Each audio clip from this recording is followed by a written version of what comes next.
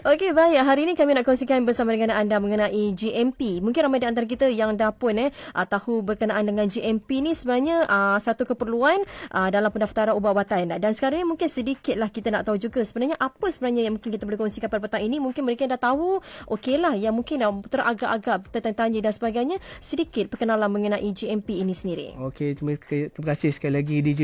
So, hari ni saya akan cuba memperjelaskanlah isu GMP ni. Kalau siapa yang dah jelas, kita terangkan lagi lah. Jangan lebih lanjut Ya.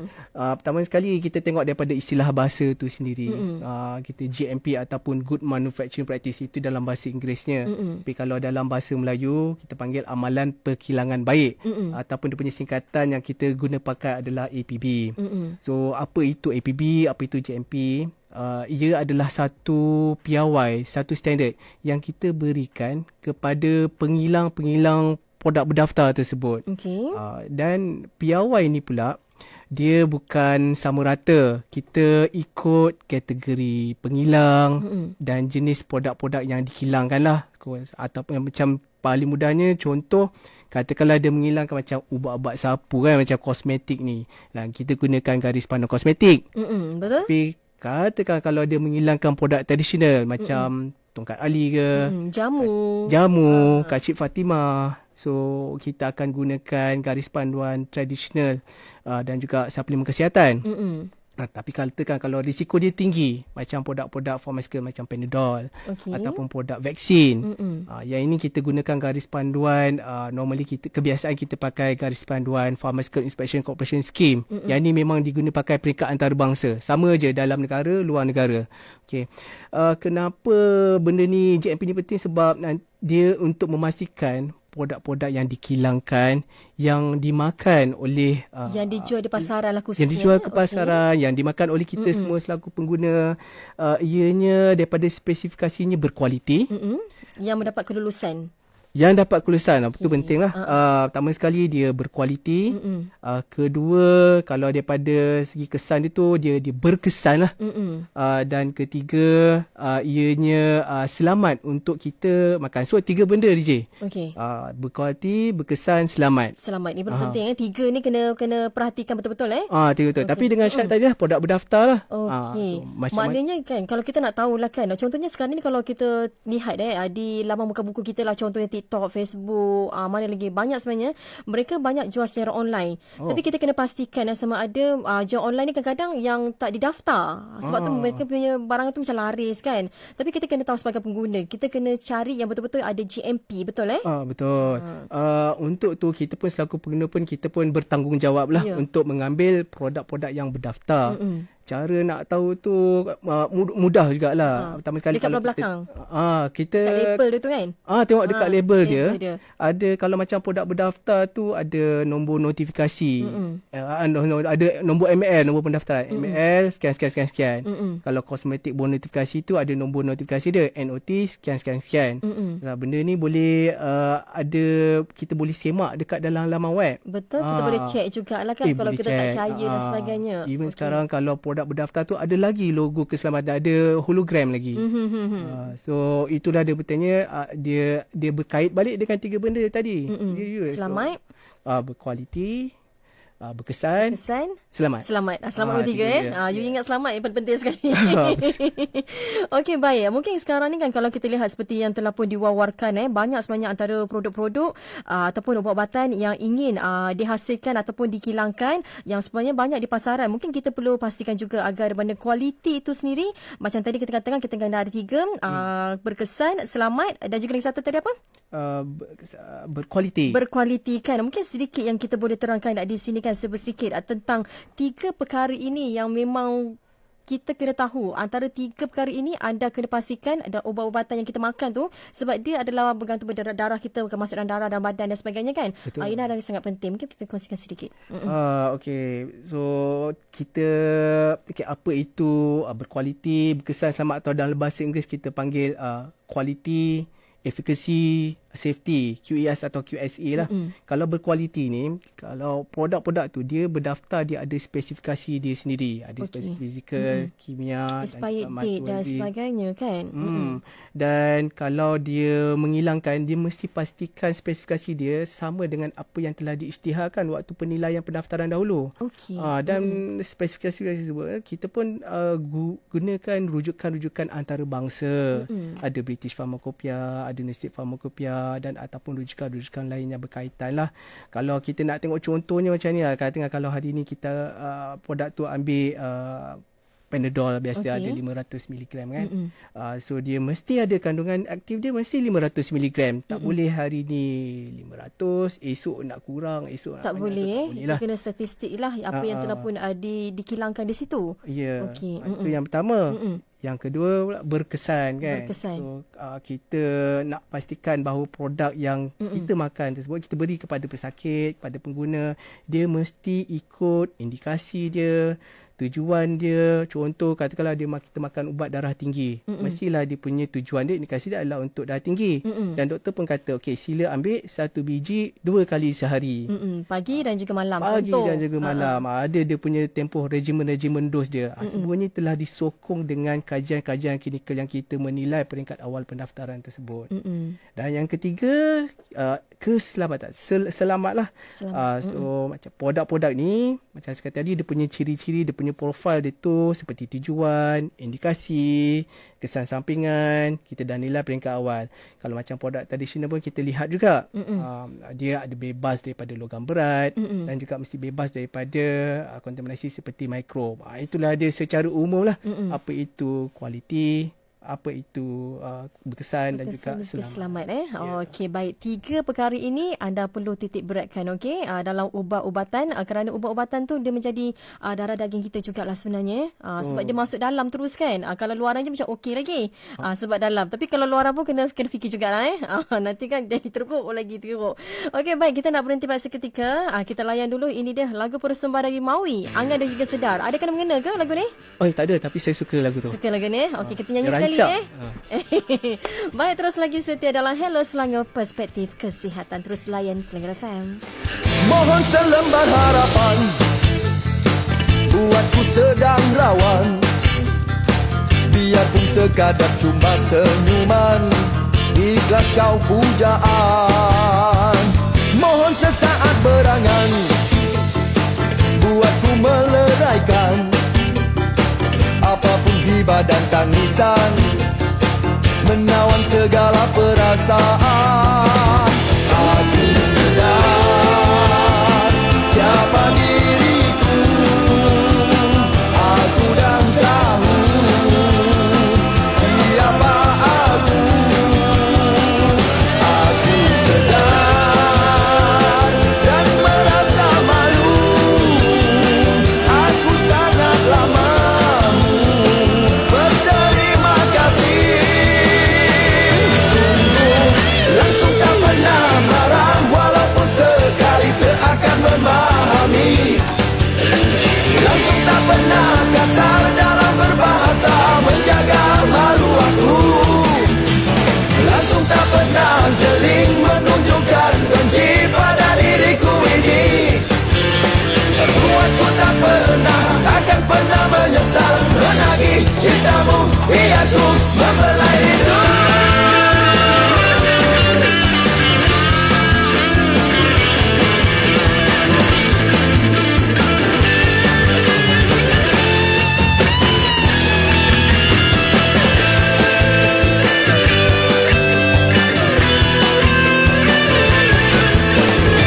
Mohon secebis kasihan, jangan ku dilupakan dalam lipatan kenangan, pecinta di kau di persimpangan.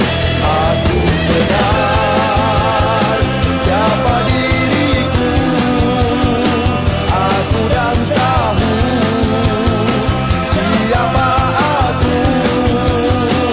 Aku sedar dan merasa malu, aku sangatlah malu berterima kasih.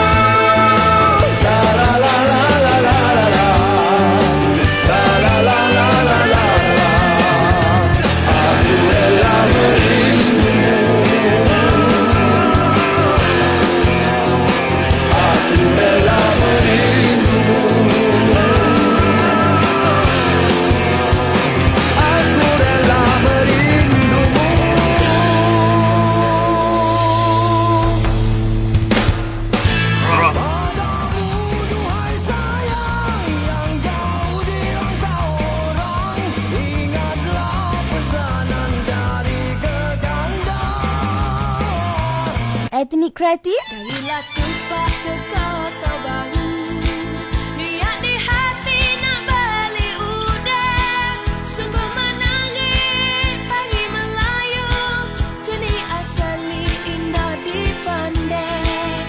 Dangdut nak juga. Sungguh ku tak mampu menahan rindu, apabila diriku jauh darimu, Selangor FM untuk anda.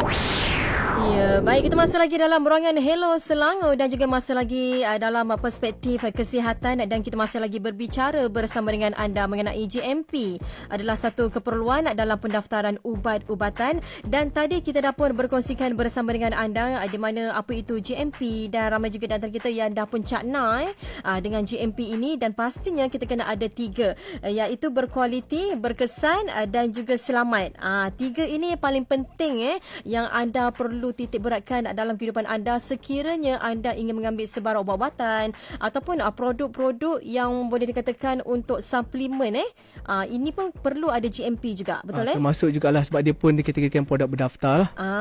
Okey. Maknanya kalau ubat-ubatan ni mungkin ramai dan kita kata saya tak sakit, saya tak nak tahu mengenai GMP. Tapi kalau mereka yang suka makan suplemen kecantikan contoh macam tadilah jamu kan, ubat kesihatan, tongkat ali dan sebagainya perlu ada GMP juga. Perlu. So memang tapi itulah katakan kalau nak ambil produk jamu ni semua macam kata tadi kita kena pastikan dia datang dari sumber-sumber pengilang yang ada status kebersihan dia, ada GMP-nya dan itulah dia yang membawa kepada yang 3 perkara yang disebutkan tadi itulah. Berkualiti, dan berkesan dan juga selamat betul.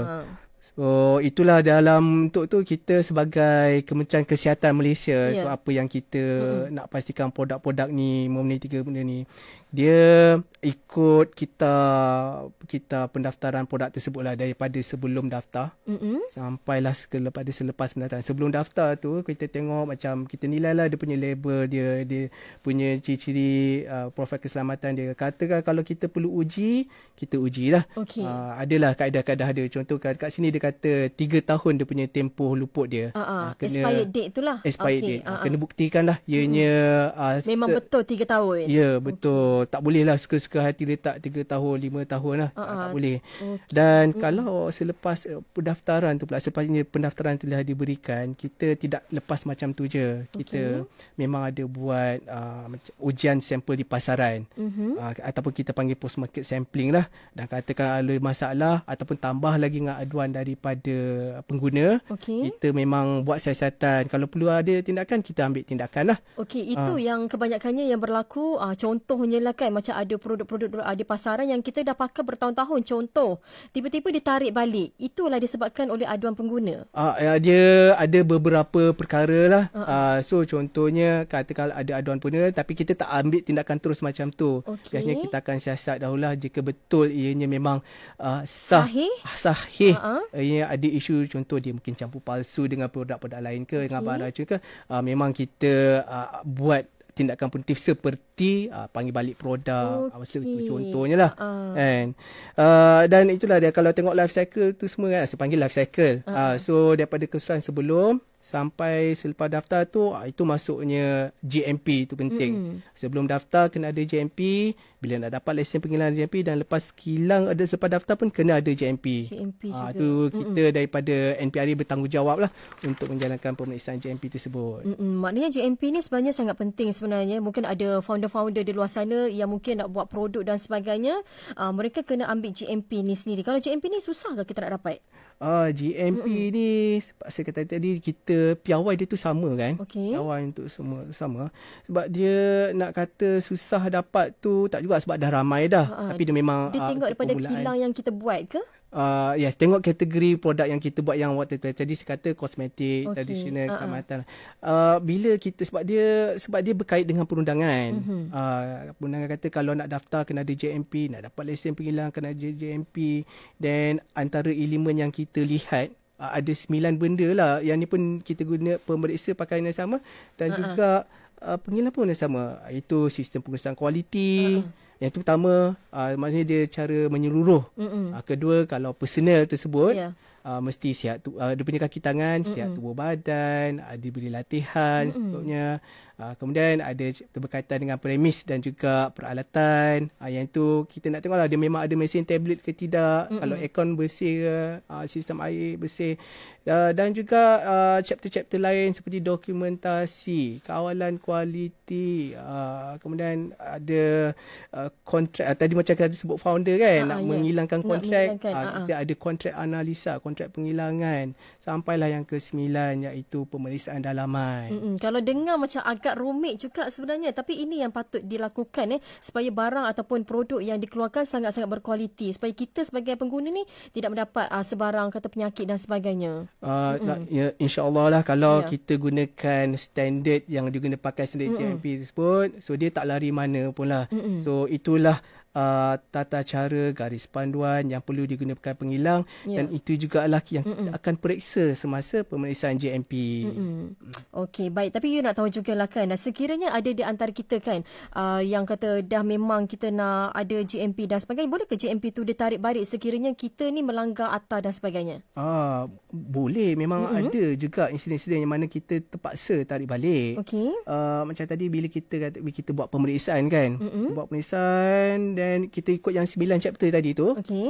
And bila tengok kita nampak ini memang kita kata tak ada maaf lah, memang dia melanggar ATA dan sebagainya lah. Okey. Pergi premis kotor, dokumen penghilangan tidak direkodkan, kalau hilangkan pun dia tidak konsisten.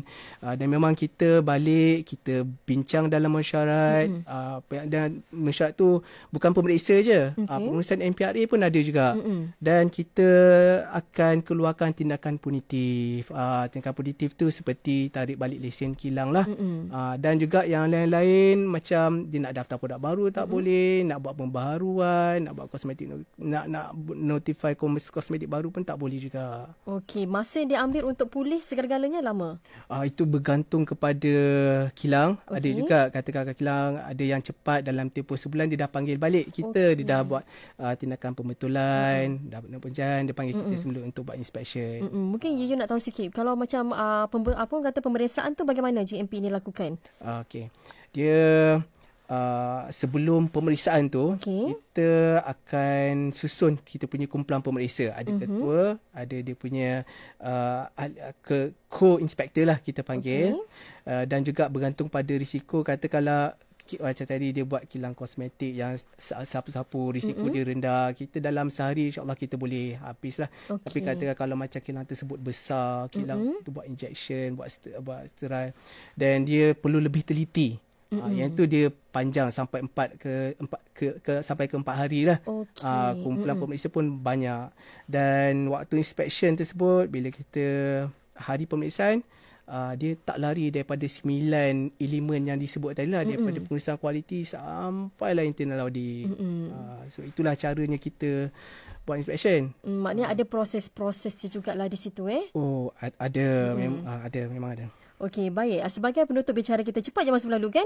Diam tak diam kita dah nak sampai pukul 3 dah ni. Dah nak habis dah. Sekejap kan, dah nak habis dah ni. Mungkin sedikit lah kan, sebagai kesimpulan, apakah pesanan kepada masyarakat lagi-lagi berkaitan dengan kepentingan mematuhi GMP ini sendiri? Mungkin bukan sahaja kepada kita sebagai pengguna, tapi mungkin ada juga mereka di luar sana yang mungkin mereka ni ada produk, tapi mereka menjual secara dalam talian. Mereka tak nak ambil GMP kerana diwawarkan susah dan sebagainya. Mungkin ini adalah orang kata tanggungjawab Encik Muzani sendiri untuk beritahu mereka supaya mereka kena daftar GMP supaya produk mereka ni boleh pergi secara meluas, dan juga kita sebagai pengguna ni pun kita rasa percaya dengan produk yang telah pun mereka iklankan. Silakan.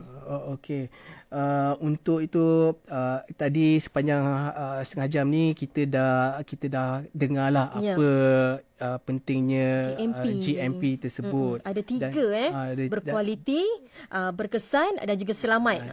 You tolong sikit. Dan kita sebagai pengguna memang tak lari, kita semua memang pengguna. Betul. So kalau kita nak pakai tu, kita nak semak GMP tu mungkin ada kesukaran. So silalah guna produk berdaftar. Itu satu, ataupun kosmetik notifikasi. Tapi ada juga kan produk yang mungkin dia macam ada logo mengatakan GMP tapi kita cek tak ada. Itu pun satu kesalahan kesudahan juga Itulah kalau kita nak bincang isu logo ni panjang Panjang cerita dia, so, betul. sebab dia bukanlah dalam satu kawalan dia bukan dalam keperluan regulatory, keperluan perundangan untuk meletakkan logo JMP dekat produk. Yang penting adalah status pendaftaran tu adalah lebih penting lah. Okey. Dia lebih kepada sukarela. Tapi kalau kita balik kepada isu pesanan tadi kan, Ya. okey, kepada usahawan tu mana yang sedia ada tu sila mesti kena patuh lah. Betul. Yang kena tu. Sebab kalau dia punya impact regulatory, impact punitif dia berat dan nanti dia kena kilang boleh tutup lah. Dan boleh sampai tutup kilang boleh lah sebab dia ada impact kewangan kan. Dan kalau pengilang-pengilang baru macam founder tak kisahlah baru-baru. dia ada dekat mana, dekat bandar ke, dekat kampung ke, kalau nak menghilangkan tu silalah pilih pengilang-pengilang yang ber-JMP. Status kilang JMP ni sebenarnya kita ada letak, kita ada paparkan kat dalam webinar kita sentiasa kemas kini lah. Dan kata kalau dia nak buat kilang sendiri, dia tak nak pakai kontrak pengilangan, jangan malu, jangan segan, datanglah ke NPRA. Kita insyaAllah kita akan cuba bantulah mana yang boleh. Okey. And contoh kata kalau kita start nak buat pelan susun atur ke, kita bolehlah bagi nasihat. Memang benda tu ada. Ada konsultan khas lah Ada. okey. So call je kita. InsyaAllah kita akan cuba bantulah. Boleh kongsikan nombor phone ataupun ada website ke dan sebagainya? Ada. So pertama sekali kat laman web is www.npra.gov.my. Kalau nak telefon, kita ada one stop center. Okey. Semua dekat situ memang kita boleh bagi nasihat ikut one stop center lah. Nombor telefon one stop center sila ambil 0378835400. Weh, lajunya 037883 7883 5400. 5400 Ya, betul. Boleh laju juga Tak apa, Yuyu ulang sekali lagi. Yuyu pernah laju. Ada lagi yang laju. Okey, 0378835400. Itu nombor yang boleh anda hubungi dan juga laman webnya sendiri iaitu www.mpra.gov.my. Betul. Alright. Baik, sekali lagi nak ucapkan ribuan terima kasih kepada tetamu kita iaitu Encik Muzani bin Mustafa kerana sudi bersama kita dari bahagian farmasi hari ini, kerana bersudi bersama kita dalam orang kata berkongsi berkenaan GMP, satu keperluan dalam pendaftaran ubat-ubatan yang mungkin sebelum ini kita hanya pandang remeh tapi sebenarnya sangat-sangat berguna untuk diri kita sendiri. Okey, kita sebenarnya pengguna semua sekali kan. Ya, semua guna. Even kita yang pemeriksa dekat MPRA pun kita pun pengguna. Semakanya GMP ni sangat penting.